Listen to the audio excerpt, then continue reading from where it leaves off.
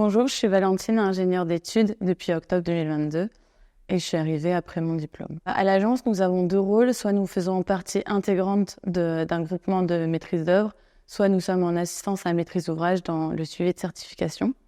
Nos missions sont assez variées, du coup, nous avons des études plus techniques, donc comme par exemple une simulation thermique dynamique pour l'étude du besoin du bâtiment, mais aussi des études énergétiques réglementaires, des études de consommation énergétique. Et nous avons d'autres missions comme l'assistance à maîtrise d'ouvrage, donc qui est le suivi d'un profil environnemental. C'est une vision beaucoup plus globale du projet parce que nous avons vraiment une vue d'ensemble de tout ce que les membres du groupement font et on fait des livrables par rapport à ça. Donc ça peut être des plans de déplacement, plans de gestion des eaux pluviales. Et nous avons aussi, la vérification des CCTP de l'ensemble du groupement. Du coup, j'utilise principalement des logiciels de modèles 3D, notamment Design Builder, Pléiade ou encore Rhino Grasshopper, notamment pour les simulations thermiques dynamiques, la lecture des plans souvent sous AutoCAD.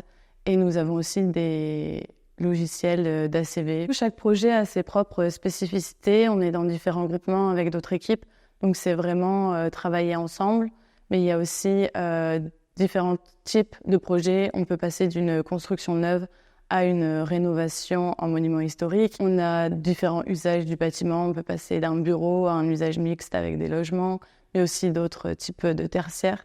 Donc vraiment, les challenges, c'est chaque projet a ses particularités et c'est vraiment intéressant. Je recommanderais l'atelier parce que nous ne sommes pas uniquement des concepteurs. Nos études peuvent être aussi un outil d'aide à la décision, notamment de solutions innovantes, que ce soit d'un point de vue performance du bâtiment, confort usager ou encore réduction de l'impact carbone. Et en plus, le vendredi, il y a yoga.